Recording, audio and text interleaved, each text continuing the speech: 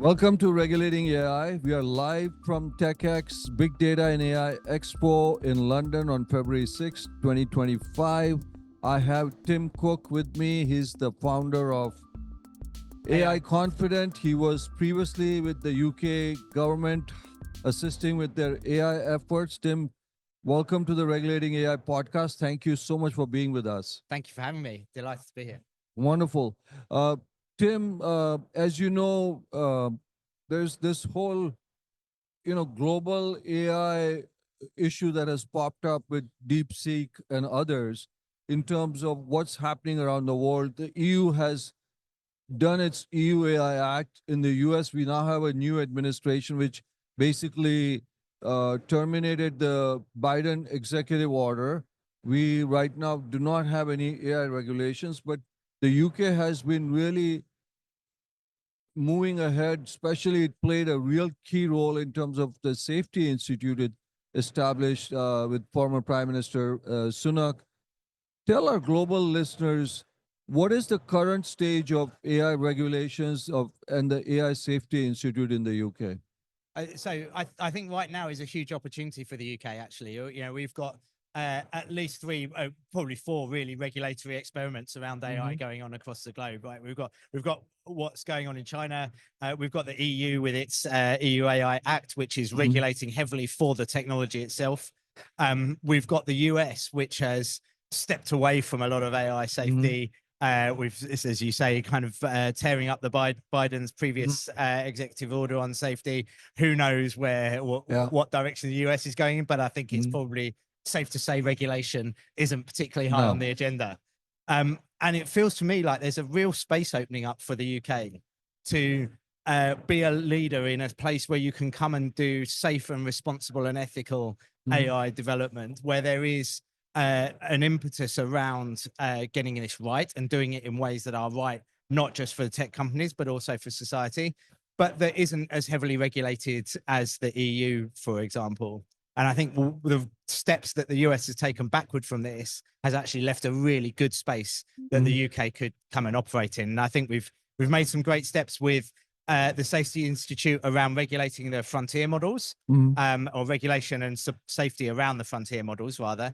But I think it's also, we're going to need to see steps around regulating for some of the harms that we're starting to see play out around AI. And I'm delighted this week, the government talking about the fact that they're going to regulate in the crime and policing bill around some of the use of AI technologies to create sexually explicit deepfakes. I think that's much needed. I think there are other areas where we're going to need to see that kind of flexibility in regulation and regulating quite quickly around particular harms as they come to the fore. So, Tim, is it fair for our listeners to assume that UK is, well, maybe advertently or inadvertently casting a space between EU's, in some cases, maybe more heavily regulated AI Act and US's no regulation, and carving out that space where innovation can thrive with a light touch regulation? Is that the intention, or you see that as a space for UK? Yeah, I mean, I think that's definitely a place that the last government saw us in. I think we're not seeing any different mood music from this government. I know they have said that they plan to regulate on AI. I suspect that will be more around the frontier models and the kind of space that the AI Safety Institute is in, than around any kind of horizontal AI regulation, the like of which we see in the EU. But yeah, absolutely. Innovation is helped by regulation. If we get the regulation right, we can really help innovative environments to thrive if we give companies a safe space in which to operate from a regulatory environment, so that they can convince and have a standard that they can develop technology to, which opens up markets to them. But we've got to have some sort of regulatory environment around that. I think if we completely step away from regulation, then it's a utter Wild West, and all sorts of harms will play out. So, Tim, what is the current status of the Safety Institute? It was established by the previous government. Is this government, again, for our listeners, continuing down that path? Uh, if you can just address that issue just quickly, because that was it was really the first big one that was set up. Absolutely, and I think the UK really kind of got on the front foot with the Yeah. Safety Institute and everything that happened around the summit here in the UK. I can't speak for the current government and their approach. I'm no longer working in Sure. government, so it's hard for me to say exactly what that approach will be. But we did see in the King's speech some language around around AI, an intent to bring forward some sort of regulation around AI. As I say, I suspect that will be at the frontier model space rather than at the downstream regulating for the downstream harms in society. But it is a place where we have been on the front foot, and I think can potentially continue to be on the front foot. And it'll be very interesting to see what comes up in Paris next week, and how this kind of set of dialogues, if you like, where we've had the UK, we've had Seoul, we've got Paris next week, how that continues, and where the focus, whether the focus stays at the kind of existential risk frontier model type space, or whether actually the focus comes into some of the nearer term implications of AI technology. So, Tim, in my conversations in Europe, in some cases with policymakers, but also entrepreneurs, uh, they feel maybe there's a little bit of a constraint because of the regulations. Um, and so some of them have been thinking of moving to the US, those companies, etc. Is there an opportunity for the UK to attract some, because UK has a tremendous talent, a tremendous educational infrastructure for AI. I mean, it's just incredible. Is there an opportunity for UK, which is what the intention was, to attract those companies from Europe and other parts of the world? Absolutely, there is. And I think there's a potential to create a really attractive environment for those companies. I mean, you talked about a couple of things there. We've talked regulation already. So, you know, a less heavily regulated space than the EU, but sufficient regulation compared to the US to give that confidence in the product that they are developing. But I think there's a lot of other things that the UK has going for it. We always score highly on kind of all of the global metrics around research. We've got a lot of we've got the Centre for Doctoral Training here in the UK, a lot of universities leading the way on AI research in a number of different fields. And the ability to build, you know, take a kind of agglomeration effect around some of those areas, not just in London. We've seen some talk over the last few days about the kind of Oxford-Cambridge triangle, but also these university centres for doctoral training are spread out across the UK, and the opportunity for companies to partner with centres of excellence in particular research centres, I think is really powerful. And it feels to me like there's an attractive thing that the UK, attractive opportunity that the UK has here on the AI space. I would think so, because when you look at the foundation model companies, the frontier companies, they have a huge R&D presence already. I mean, when you look at DeepMind or look at Meta or stuff, I mean, they have a huge presence out here. Tim, DeepSeek was a big moment where a lot of countries now say, hey, we need our own DeepSeek.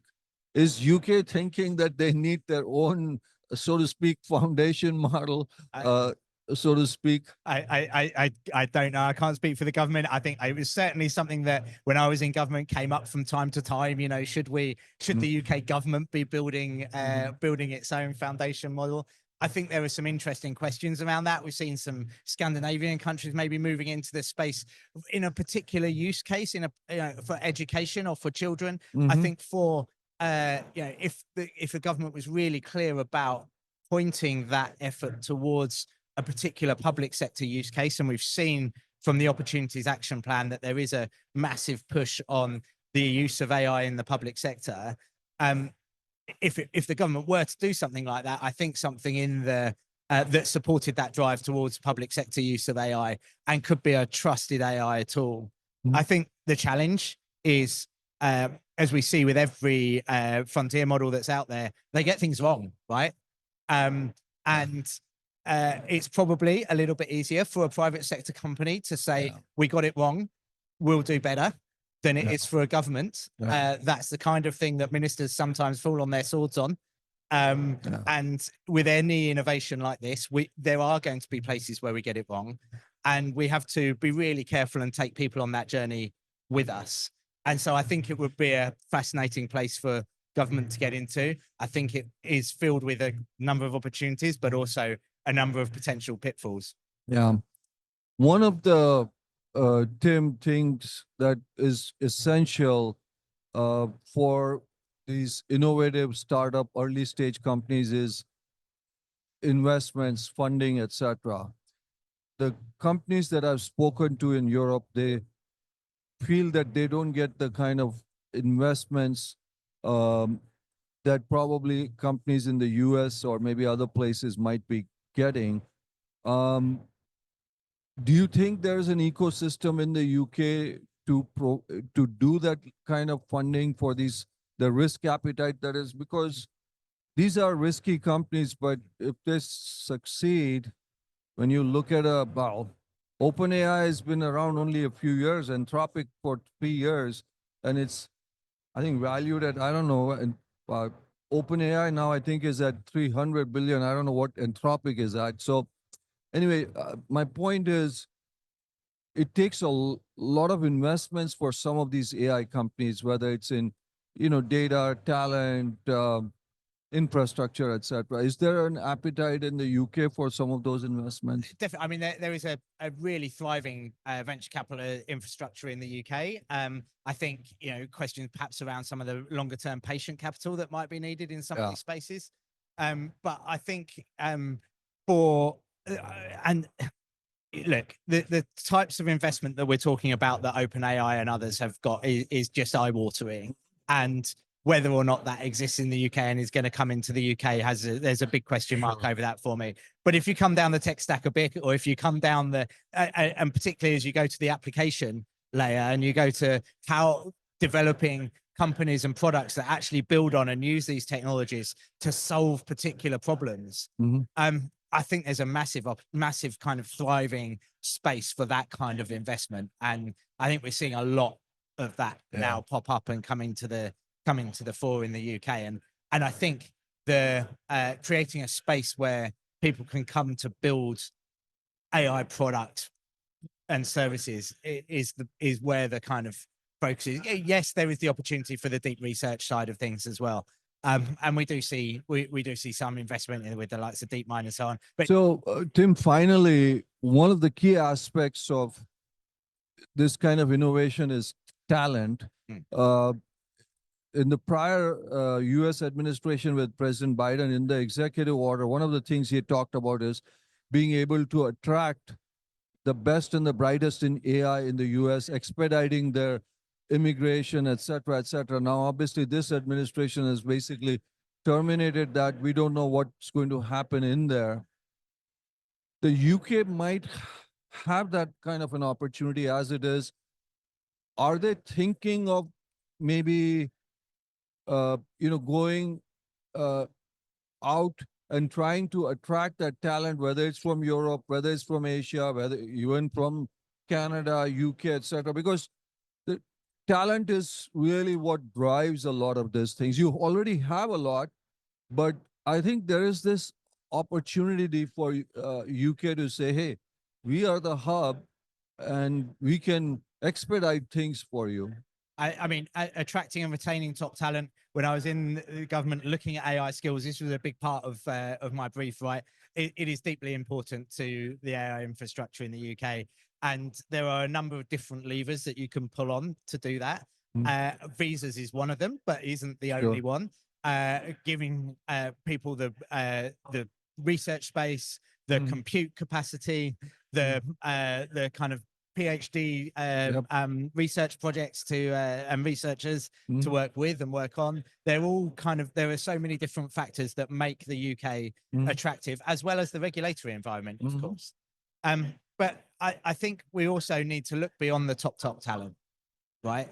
Because what we also need are people across the whole economy who know how to work with and do the kind of first, second stage of development of AI technologies and the application of AI technologies, know how to procure them.